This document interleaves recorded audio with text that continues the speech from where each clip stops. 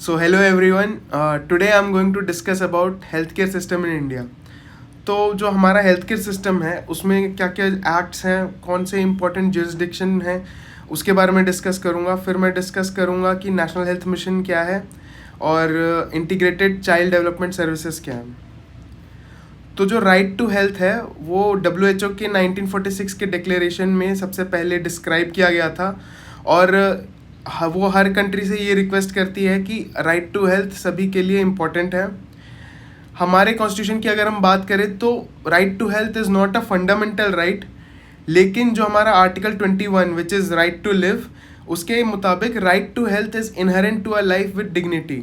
मतलब इंश्योर किया जा रहा है कि राइट टू हेल्थ तो मिलना ही चाहिए if right to life is there. उसके साथ ही साथ जो स्टेट के लिए ऑब्लिगेशन है वो पुट किया गया है using directive principles of the state policies, जैसे आर्टिकल 38, 39, 42, 43 एंड 47. ये इंश्योर करती हैं कि जो इफ़ेक्टिव रियलाइजेशन है स्टेट के ऊपर जाती है राइट टू हेल्थ को लेकर. इसके साथ अगर हम देखें कि हेल्थ जुरिसडिक्शन किस चीज़ में आता है, तो कॉन्स्टिट्यूशन के लास्ट पार्ट में कुछ शेड्यूल्स होते हैं. तो उसमें जो 7th शेड्यूल ऑफ कॉन्स्टिट्यूशन है वो डिटरमाइन करता है कि कोई पर्टिकुलर, मतलब वो जुरिसडिक्शन को डिफाइन करता है कि ये पर्टिकुलर सब्जेक्ट स्टेट में होगा, सेंटर में होगा, या कंकरेंट होगा, या क्वार्टनरी होगा. तो जो हेल्थ है वो हमारा स्टेट लिस्ट में आता है. इसके साथ ही साथ public health, sanitation and hygiene, ये वो पॉइंट्स हैं जो कि मोर और द लेस हेल्थ को अफेक्ट करती हैं और ये स्टेट के अंदर आता है. अभी कोरोना के कारण हमने देखा था कि सारे स्टेट गवर्नमेंट्स इफेक्टिवली हेल्थ को मैनेज नहीं कर पा रहे थे. तो अभी रीसेंट डिस्कशन इस बात पे चल रहा था कि क्या हमें हेल्थ को कंकरेंट लिस्ट में ट्रांसफ़र करना चाहिए या नहीं. क्यों? क्योंकि इससे क्या होगा कि जो सेंटर होगी उसके पास अब लॉ मेकिंग पावर भी आ जाएगी. अभी के टाइम पे उनके पास केवल रेगुलेटरी पावर्स हैं. अभी जो सेंटर काम करती है वो कुछ चुनिंदा चीज़ों पे ही काम करती है, जैसे कि नेशन वाइड रेगुलेशंस को बनाना, मेडिकल कॉलेजेस को एड्स देना, या फिर उनको हेल्थ इंफ्रास्ट्रक्चर में हेल्प करना, स्टेट गवर्नमेंट को फंड देना ताकि वो हेल्थ इंफ्रास्ट्रक्चर को और डेवलप कर सकें. साथ ही साथ NMC को भी इस्टेब्लिश किया गया है जो कि एक बेसिक फ्रेमवर्क देता है कि कैसे स्टेट अपनी पॉलिसीज़ बना सकती हैं. उसके साथ ही साथ जो नेशनल लेवल प्रोग्राम्स हैं वो सेंटर ही रन करती है और उसको मैनेज भी करती है. उसके लिए इंफ्रास्ट्रक्चर, डिजिटल इंफ्रास्ट्रक्चर का भी वो काम करती है. स्टेट गवर्नमेंट को देखे तो जो ग्राउंड लेवल वर्क होता है, जैसे सैनिटेशन हो गया, या फिर वाटर रिसोर्सेज मैनेजमेंट हो गया, या फिर हाइजीन को हो गया, ये सब जो चीज़ें हैं वो स्टेट गवर्नमेंट पे ज़्यादा है. मतलब स्टेट गवर्नमेंट के ऊपर काम ज़्यादा होता है इस चीज़ को लेकर. इंफ्रास्ट्रक्चर को छोड़ के जो मेजर रिस्पॉन्सिबिलिटीज़ हैं वो स्टेट गवर्नमेंट पे आती हैं. और हर स्टेट अपनी एक डिफरेंट सेट ऑफ रूल्स भी बना सकती है जो कि सेंटर से थोड़ी डिफरेंट होती है, क्योंकि जो लोकल एंडेमिक डिजीज़ेज़ हैं उसके हिसाब से स्टेट गवर्नमेंट को अपनी डिफरेंट पॉलिसीज़ बनानी पड़ती हैं और वो ये कर भी सकते हैं. अब मैं बात करूँगा कि सेंट्रल मिनिस्ट्री क्या है. तो सेंट्रल मिनिस्ट्री है ministry of health and family welfare. तो इसके अंदर मेजरली चार डिपार्टमेंट्स हैं.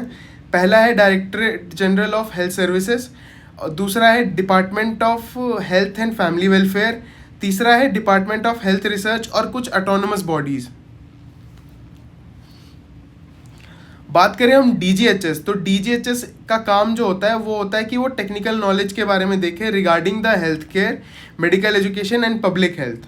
तो इसके अंदर कुछ चुनिंदा इंस्टीट्यूट्स जो कि बहुत बड़े बड़े इंस्टीट्यूट्स हैं वो इंक्लूडेड हैं, like LHMC, VMMC, Safdarjung hospital, RML hospital, Kalawati Saran hospital, national centre for disease control. तो ये सब DGHS के अंदर आते हैं. बात करूंगा जो मेजर डिपार्टमेंट है जो कि ministry of health and family welfare का मेन डिपार्टमेंट है, वो है department of health and family welfare. तो इनमें जो इनका जो काम होता है वो होता है कि प्रिवेंटिव मेडिसिन के बारे में डिस्कस करें, अवेयरनेस कैंपेन्स को लेकर, इम्यूनाइजेशन कैंपेन्स को लेकर, मैटरनल एंड रिप्रोडक्टिव हेल्थ को लेकर, पीडियाट्रिक्स को लेकर, कोऑपरेशन विद NGOs और जितने भी इंटरनेशनल एड्स हैं उन चीज़ को कंट्रोल करना, और रूरल हेल्थ केयर सर्विसेज को रन करना. तो ये सब इनके मेजर फंक्शंस हैं. बेसिकली जो इनका मेन काम होता है वो होता है नेशनल हेल्थ प्रोग्राम्स। तो 14 नेशनल हेल्थ केयर प्रोग्राम्स हैं, जैसे national tuberculosis elimination programme, national leprosy elimination programme, national vector borne disease control programme, उसके बाद national control cancer control programme हो गया, नेशनल फिलेरियासिस कंट्रोल प्रोग्राम हो गया, यूनिवर्सल इम्यूनाइजेशन प्रोग्राम हो गया, उसके बाद नेशनल मेंटल हेल्थ प्रोग्राम हो गया। तो ये सब जो नेशनल लेवल की जो हेल्थ प्रोग्राम्स हैं वो इस डिपार्टमेंट के अंदर आती हैं।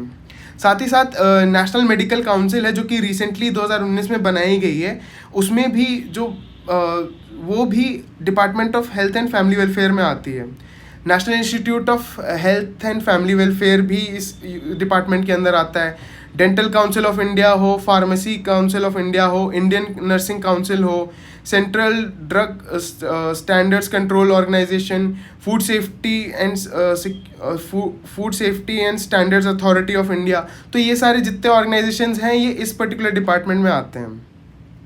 अब मैं बात करूंगा डिपार्टमेंट ऑफ हेल्थ रिसर्च। तो डिपार्टमेंट ऑफ हेल्थ रिसर्च के अंदर मेजरली एक ऑर्गेनाइजेशन है जिसे हम कहते हैं Indian council of medical research. ICMR बहुत कॉमन था क्योंकि ICMR के लैब्स के बारे में हम सबको पता है कि कोविड के टाइम पे कितना इम्पोर्टेंट था कि कोविड को ट्रैक करना। तो ICMR ही वो मेन ऑर्गेनाइजेशन थी जिसने वो लैब्स को इस्टेब्लिश किया और ट्रैकिंग सिस्टम बनाया। तो उनका जो काम होता है वो होता है formulation, support, coordination and promotion of biomedical research. तो जितने भी मेजर लैबोरेटरीज़ हैं या रिसर्च इंस्टीट्यूट्स हैं जो कि हर स्टेट में ओपन होती हैं वो इस पर्टिकुलर डिपार्टमेंट के अंदर आती हैं। नेक्स्ट मैं बात करूँगा कि प्राइमरी हेल्थ। तो प्राइमरी हेल्थ के कुछ बेसिक प्रिंसिपल्स होते हैं, उसमें सबसे इम्पॉर्टेंट प्रिंसिपल होता है कि इक्विटेबल डिस्ट्रीब्यूशन। तो जितना रिक्वायरमेंट होता है उसके हिसाब से डिस्ट्रीब्यूशन होना चाहिए। जैसे अगर हम चीज़ों को समझें तो हिली एरियाज़ में जो होता है पॉपुलेशन डेंसिटी कम होती है, बट जो मतलब पर्टिकुलर पॉपुलेशन रहती है वो बहुत छोटे छोटे एरियाज़ मतलब दूर दराज एरियाज़ में रहती हैं। तो इसमें क्या होता है कि हिली एरियाज़ में आपको ज़्यादा PHCs खोलने पड़ते हैं compare to plain areas. Plain areas में आप बड़े पॉपुलेशन में भी एक PHC खोल सकते हैं। और कम्युनिटी पार्टिसिपेशन को इंक्रीज़ करना, आशा हेल्थ केयर वर्कर को इंक्लूड करना प्राइमरी हेल्थ केयर प्रोग्राम में, रोगी कल्याण समिति हो या महिला आरोग्य समिति हो, ये क्या करते हैं कम्युनिटी पार्टिसिपेशन को इंक्रीज़ करते हैं रिगार्डिंग हेल्थ। साथ ही साथ नेक्स्ट चीज़ है जो कि इंटरसेक्टोरल कोऑर्डिनेशन। बेसिकली दो डिफरेंट मिनिस्ट्रीज़ हो सकती हैं जो कि एक साथ मिलकर एक पर्टिकुलर सर्विस को रन करती हैं, जैसे इंटीग्रेटेड चाइल्ड डेवलपमेंट सर्विस जो कि ministry of women and child development और साथ ही साथ मिनिस्ट्री ऑफ हेल्थ एंड मतलब मेजरली वो वुमेन एंड चाइल्ड डेवलपमेंट में आता है, बट उसको हेल्प भी ministry of health and family welfare से भी मिलता है। अनीमिया मुक्त भारत जो कि इंटरसेक्टोरल कोऑर्डिनेशन का एक अच्छा एग्जाम्पल है।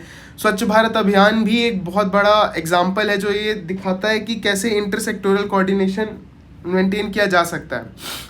साथ ही साथ एप्रोप्रिएट टेक्नोलॉजीज़ का यूज़ करना, जैसे निक्षा ऐप हो गया, 99 डॉट्स हो गया, निकुस्ट ऐप हो गया, या फिर RCA लैट्रिन्स का बिल्ड करना जो कि स्वच्छ भारत अभियान के अंतर्गत किया भी गया है बहुत सारे रूरल एरियाज़ में।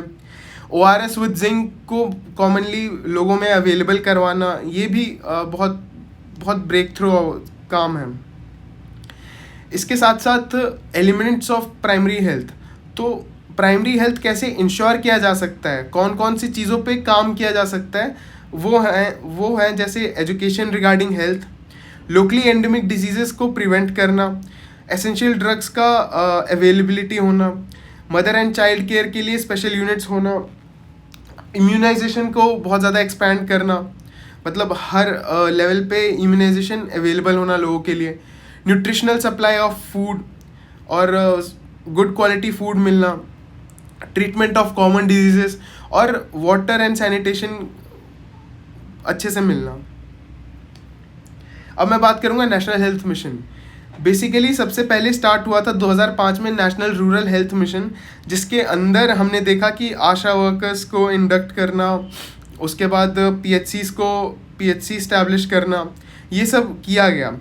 लेकिन क्या हुआ 2013 में नेशनल अर्बन हेल्थ मिशन भी इंक्लूड किया गया, जिसको कंबाइन करके नेशनल हेल्थ मिशन बना दिया गया। इससे ये हुआ कि अर्बन एरियाज़ में भी सेम सिस्टम इम्प्लीमेंट किया गया। अब इस सिस्टम का फ़ायदा क्या होता है? इससे क्या होता है कि जो फुल्ली फंक्शनल एक अलग डिफरेंट एंटिटी होती है जो कि कम्युनिटी ओन्ड होती है, डिसेंट्रलाइज है, और इसमें जो हेल्थ डिलीवरी सिस्टम है ये भी इंटरसेक्टोरल कन्वर्जेंस है। मतलब अब सेंटर पे ज़्यादा डिपेंडेबिलिटी कम हो जाती है। हेल्थ डिस्ट्रीब्यूशन सिस्टम जो है वो बहुत सारे इंटरसेक्टोरल है, मतलब बहुत सारे सेक्टर्स, मिनिस्ट्रीज मिलकर इस चीज़ को रन करती हैं, और कम्युनिटी पार्टिसिपेशन इसमें ज़्यादा होता है। तो क्या है कि इसमें जो एक्शंस होते हैं वो स्पेसिफिकली लिए जाते हैं कि सैनिटेशन हाइजीन मेंटेन हो, वाटर अवेलेबिलिटी हो, न्यूट्रिशन अच्छे से मिले, और सोशल और जेंडर इक्वालिटी हो, ताकि जिनको भी ये सुविधाएं मिल रही हैं वो इक्वली सबको मिले। अब इसमें एक्चुअली सबसे बड़ा प्रॉब्लम ये होता है कि जो कोई ट्रेन्ड पर्सनल होता है, अब जो ट्रेन्ड पर्सनल है उसने बहुत सारा साल ट्रेनिंग में बिताया है, तो उसको क्या होता है कि उसे ज़्यादा फैसिलिटीज़ चाहिए होती हैं जो कि हर एरिया में अवेलेबल नहीं होती, और वो उसको जो है रूरल पोस्टिंग्स पसंद नहीं होती मेजरली। तो इसमें क्या किया गया कि जो पीपल फ्रॉम द कम्युनिटी है उनको इंक्लूड किया गया। तो जिनकी बेसिक एजुकेशनल लेवल को, मतलब एजुकेशनल क्वालिफिकेशन, लाइक जिन्होंने 10th पास कर रखा है, जो रूरल बैकग्राउंड से आते हैं, और उन्हें ट्रेनिंग दी गई और उन्हें कहा गया ASHA, which is accredited social health care activist. उसी के साथ साथ इस प्रोग्राम के अंदर जो special dispensation with to states with low health indicators जैसे कि मैटरनल मोर्टेलिटी रेट हो गया, इन्फेंट मोर्टेलिटी रेट हो गया, जो पर्टिकुलर स्टेट्स में बहुत ज़्यादा थी, तो इस हेल्थ मिशन के अंदर उन स्टेट्स को थोड़ा ज़्यादा फोकस किया गया है। उसी के साथ साथ mother and child care units को बनाया गया, एलिजिबल कपल्स की मॉनिटरिंग की गई, और न्यूट्रिशन के लिए फूड सप्लीमेंटेशन ये सब इंक्लूड किया गया। मोबाइल मेडिकल यूनिट्स, मतलब जो एम्बुलेंस मतलब मोबाइल एम्बुलेंसेस जिससे मेडिकल सुविधाएं दी जा सकती है, उनको स्टैब्लिश किया गया। जो सब सेंटर्स हैं वो अब बनाई जा रही हैं अंडर आयुष्मान भारत स्कीम्स। रोगी कल्याण समिति और जो कि हॉस्पिटल मैनेजमेंट सोसाइटी है वो भी इसी के अंदर स्टैब्लिश किया गया है। अब मैं बात करूँगा कि कैसे बहुत नीचे लेवल से हेल्थ केयर सिस्टम ऊपर कैसे जाता है। तो सबसे पहले है हमारा विलेज लेवल। तो विलेज लेवल में जो पॉपुलेशन होता है वो हमारा 1000 के आसपास होता है प्लेन एरियाज़ में, और 600 से 800 के आसपास होता है हिली एरियाज़ में। तो उसके लिए क्या किया गया, आशा वर्कर्स को अपॉइंट किया गया हर विलेज के लिए। तो आशा वर्कर का जो काम है वो एक वॉलंटरी वर्क है, इसमें उनको कोई एम्प्लॉयमेंट गारंटी नहीं दी गई है, ना ही वो किसी के स्टेट के द्वारा एम्प्लॉय किए गए हैं।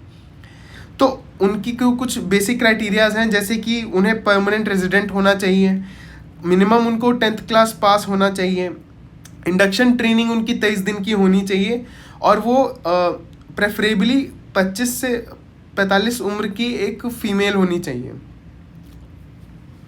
तो आशा वर्कर का जो काम होता है वो होता है कि वो रेगुलर होम विजिट्स करें, जो विलेज की जो सैनिटेशन और न्यूट्रिशन कमेटी है उनको वो हेड करती हैं।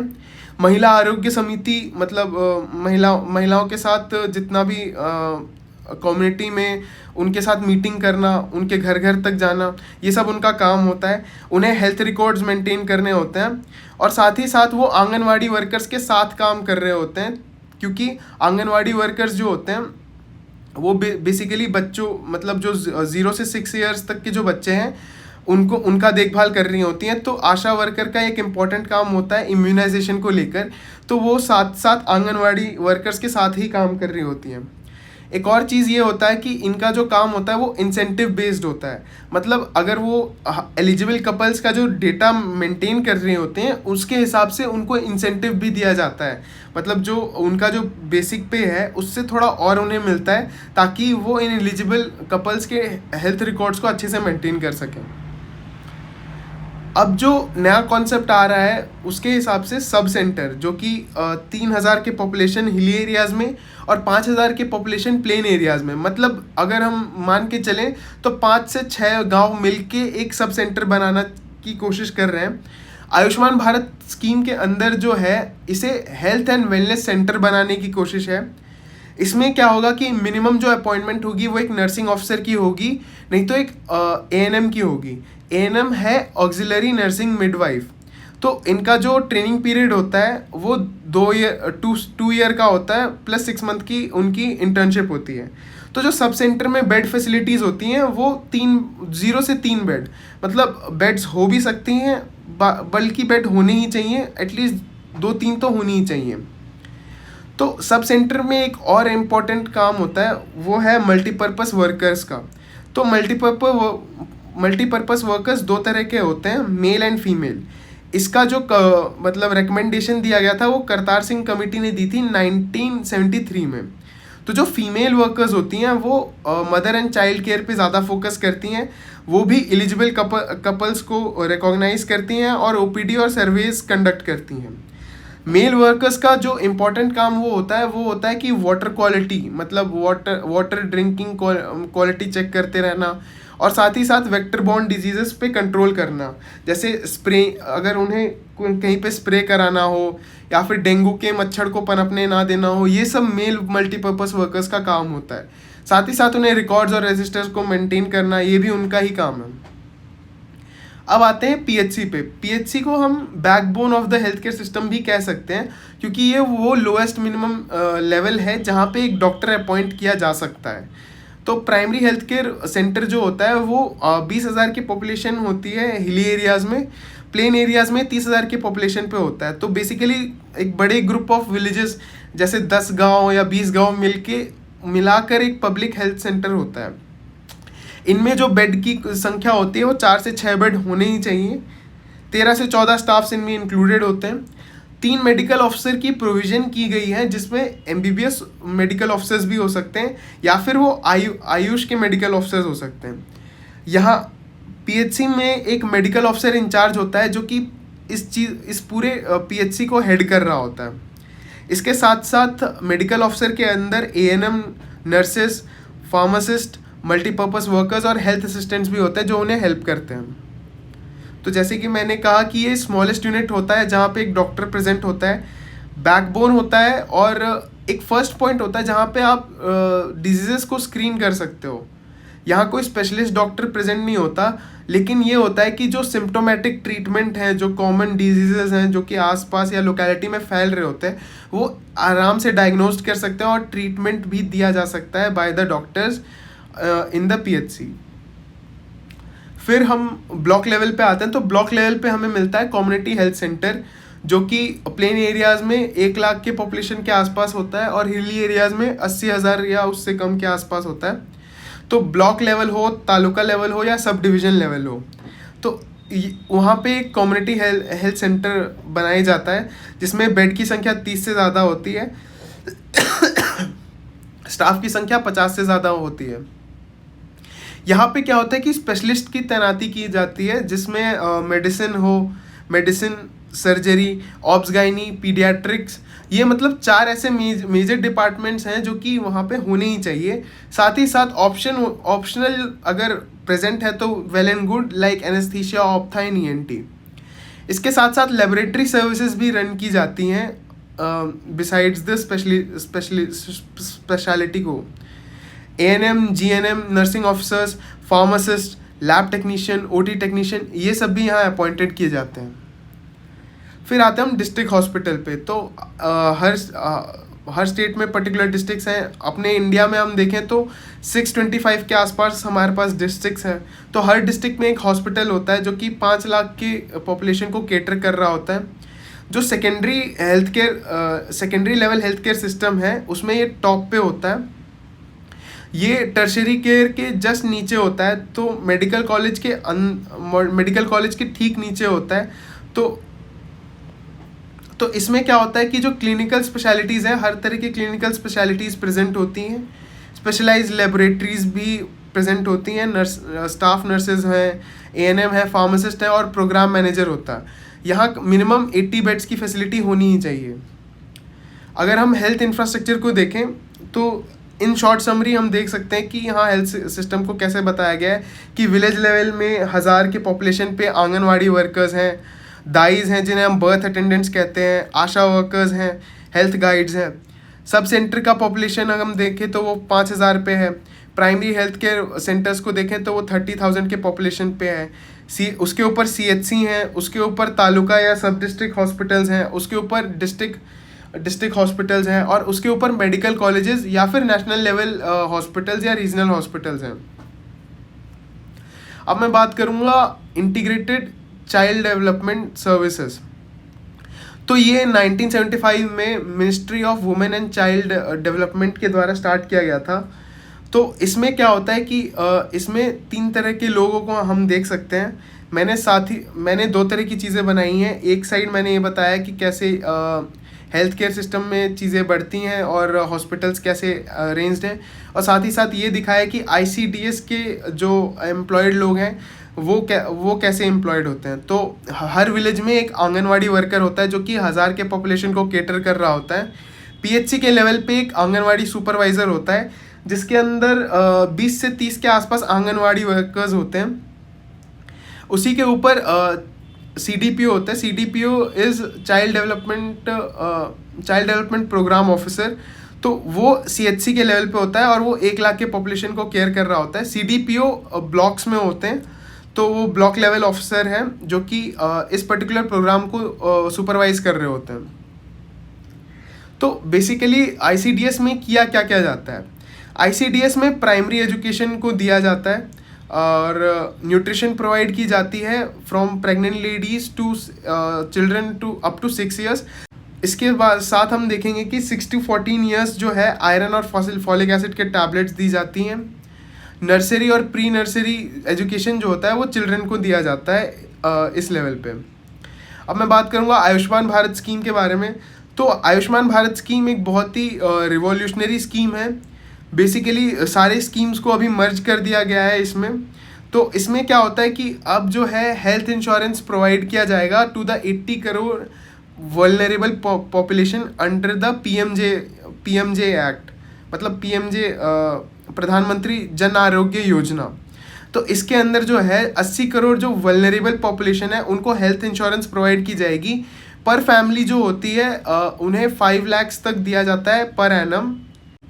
मतलब इसमें ये होता है कि वो किसी भी प्राइवेट हॉस्पिटल्स में भी दिखा सकते हैं, जो कि अभी इतना फंक्शनल नहीं है क्योंकि हर स्टेट के डिफरेंट सेट ऑफ रूल्स हैं और ये एक नेशनल लेवल प्रोग्राम है। तो उस चीज़ को इम्प्लीमेंटेशन में अभी आने में बहुत टाइम लगेगा, लेकिन ये बहुत ही रेवोल्यूशनरी स्कीम है। इससे कॉमन पब्लिक को बहुत ही बेनिफिट मिलेगा, स्पेशली जो वल्नरेबल कैटेगरीज में है। इसके साथ ही साथ आयुष्मान भारत स्कीम में नर्सिंग कॉलेजेस की संख्या भी ज़्यादा बढ़ाई जा रही है ताकि हेल्थ एंड वेलनेस सेंटर पे उनकी अपॉइंटमेंट की जा सके। और हेल्थ एंड वेलनेस सेंटर जो होगा वो बहुत मतलब 4-5 विलेज के ग्रुप में होता है, तो उससे बेनिफिट बहुत मिलता है। अब जो नर्सिंग ऑफिसर्स हैं उनकी अपॉइंटमेंट की जाएगी इन सब सेंटर्स पे।